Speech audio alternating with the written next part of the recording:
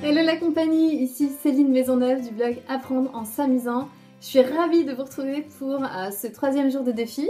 Alors j'espère que vous allez bien. Aujourd'hui on va parler d'un sujet qui est comment essayer de faire autorité. Est-ce qu'il faut obligatoirement passer par les cris? Je suis sûre que vous savez que pas forcément. Mais la question c'est quand on passe par les cris et les punitions, ce genre de choses, quels sont les impacts et comment finalement faire autrement. C'est un peu le sujet du jour. Donc à tout de suite dans la vidéo. Bye bye. Je suis ravie de vous retrouver pour ce nouveau défi dans lequel on va challenger une autre croyance, le fait de devoir se faire écouter en criant. Alors, si on rentre dans le vif du sujet, on voit un papa en train de gronder son fils. Finalement, quand on oblige un enfant à obéir sans répondre, parce que bizarrement, on ne le fait pas avec notre voisin, notre médecin. Vous voyez, en fait, quand on utilise ce petit ton sec que nos parents utilisaient à merveille sur nous-mêmes quand on était enfant. Donc là, qu'est-ce qu'on transmet à nos enfants? Est-ce que c'est l'écoute? Est-ce que c'est le respect? Est-ce que c'est la force? Est-ce que c'est la coopération? En fait, qu'est-ce qui se passe quand on crie? Donc là, on voit un papa qui dit « Oh, ne crie pas !» Si là, en face de lui, un adulte qui lui hurle dessus ou qui est agressif, l'enfant va prendre tout cela de plein fouet. En fait, sa réaction, c'est qu'il se met en mode « Je suis attaqué ». Et là, il y a des études de neurosciences cognitives, notamment de Catherine Guéguen, qui sont très intéressantes, où en fait, elle explique à quel point le cerveau de l'enfant n'est pas mûr, notamment la partie néocortex, du néocortex qui d'habitude va réguler le flot des émotions, comme nous on a. Donc lui, il n'a pas de régulation des émotions, tout est à fond, c'est son cœur, son corps, son mental qui est bloqué. Donc là, qu'est-ce qui se passe en fait? Donc on a 3 cerveaux. Donc il y a la partie néocortex qui est plus pensée, régulation des émotions, c'est tout ce qui est mental en fait. Ensuite, le second cerveau qui est le limbique. Donc là, c'est plus les émotions, tout ce qui est lié à nos envies, tout ce qui est lié au cœur, on va dire. Et le reptilien, là, c'est vraiment, on descend encore en profondeur, et ce sont les fonctions vitales, là, ce sont vraiment presque les choses vraiment liées au corps. Donc finalement, qu'est-ce qui va se passer? C'est que, il est bloqué, donc panique, c'est les fonctions vitales et uniquement le cerveau reptilien qui s'active, avec 3 possibilités, figé, en fuite ou attaque. Donc ça, c'est quand même assez intéressant. Et ça veut dire qu'en gros, il est bloqué. Il ne va pas écouter, il ne va pas s'exprimer correctement. Par contre, la seule chose qui va se passer, c'est qu'il va enregistrer ce schéma, le fait de crier quand quelqu'un nous crie dessus, comme une stratégie possible, ou quand quelqu'un ne lui obéira pas, parce que c'est ce qui s'est passé pour lui. Donc en gros, 4e point très important, c'est qu'il va reproduire notre attitude. Il ne va pas écouter forcément les paroles, mais il va reproduire l'attitude. Exactement comme on a vu avant. Donc quand il sera en situation difficile pour lui, il va exiger de l'autre qu'il lui obéisse. Et ça va créer des tensions avec les autres. En fait, il pourra se montrer violent pour résoudre les conflits. Pas obligatoirement, mais ça rentre dans ces stratégies possibles. Il pourra aussi éventuellement soumettre ou être soumis, puisque c'est ce qu'on lui a fait, c'est ce qu'on lui a montré. Et il aura aussi le droit donc de crier sur les gens. Donc là, la violence rentre dans leur langage, associé par contre à un cerveau qui est beaucoup plus émotif que nous. C'est-à-dire que nous, déjà on a eu cette attitude, parfois en étant calme, parfois non, mais lui il aura beaucoup plus de mal à rester calme. L'émotion va monter très vite puisqu'il n'a pas justement cette maturité. Donc ça va le placer dans des situations où il va perdre le contrôle, il peut y avoir encore plus une escalade de violence, et c'est pas sain. Et finalement, les effets à long terme, à chaque fois qu'on utilise des pratiques comme ça, même finalement c'est que nous-mêmes, quand on est parents, on n'a pas trouvé mieux. Donc à l'instant T, on a fait de notre mieux.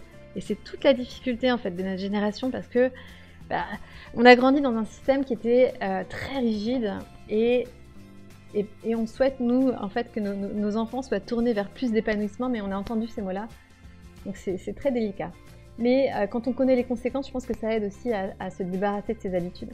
À long terme, ça peut avoir des conséquences graves, donc une mauvaise estime de soi, une mauvaise estime des autres, de la violence, de la sociabilité, des dépendances aux drogues et de la soumission ou de la rébellion, de façon particulièrement forte. Donc là, il y a des études de Rebecca Waller sur les effets des comportements punitifs et des jugements sur les enfants qui sont très intéressants puisqu'elle a repris en fait toute une somme d'études qui convergent tous vers ça. Mais alors la question c'est, ok, donc on n'utilise pas les cris, mais comment on se fait écouter? Donc ça c'est finalement un point clé de nos relations avec les autres, mais pas seulement avec nos enfants. Donc savoir affirmer nos besoins et comment respecter ceux des autres, voilà, qui sont de toute façon toujours différents, pour trouver une solution. Donc là, une des clés c'est s'affirmer avec bienveillance. Donc là c'est toute une façon. Donc c'est déjà savoir s'écouter, dire ce qui est important pour nous. Donc en gros c'est s'écouter et savoir ce qui est important et ensuite le dire.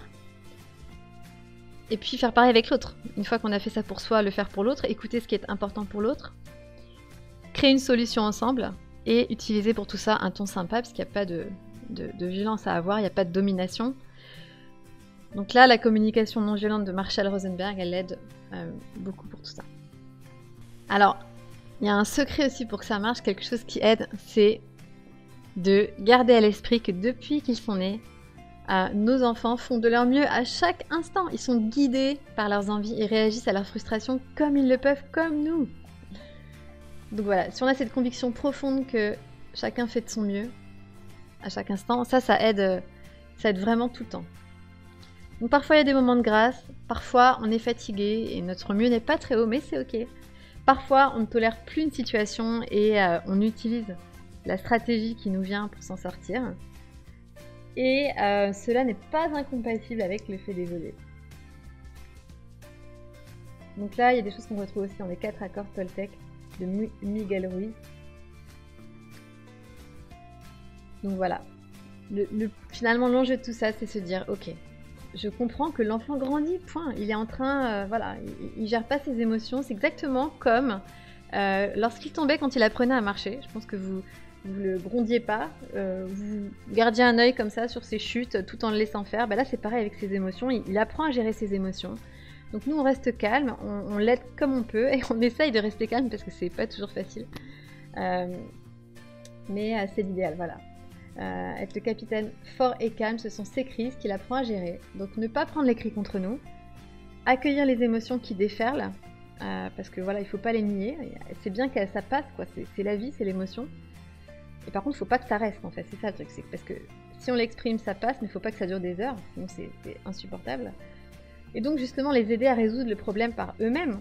Donc demandons-leur comment ils veulent résoudre le problème. Pas de moquerie ou de jugement par rapport à ce qu'ils proposent, puisqu'ils ont les nerfs à vif, ils ont perdu leur humour et qu'ils font de leur mieux. Voilà, donc, récap sur l'autorité par les cris. Notre enfant est tout entier réceptif à ce que nous faisons, ce que nous sommes. Ses sens, ses perceptions physiques, son cœur, tout est décuplé dans ce qu'il ressent, puisque la zone qui régule ses émotions n'est pas mûre. Donc toutes les études, là le premier point très important, c'est que toutes les études montrent que les comportements punitifs n'entraînent que de la violence chez l'enfant. Donc voilà, on le sait, donc voilà, ça c'est vraiment très important. Nos enfants font de leur mieux à chaque instant, nous aussi, avec leur vécu, leur éducation, pour trouver une solution qui est la leur. Excusez-moi. 3. S'affirmer avec bienveillance permet à chacun de parler de ses besoins en cherchant sincèrement à respecter ceux des autres. Donc ça aussi, un point super important. Et 4. En cas de crise de l'enfant, essayer d'incarner le calme et l'amour dans la tempête comme un capitaine. Voilà la fin de ce défi. J'espère que ça vous aura plu. Là encore, j'attends vraiment vos commentaires, vos questions. Voilà, n'hésitez pas. Je vous dis à très bientôt pour la suite. Bye bye!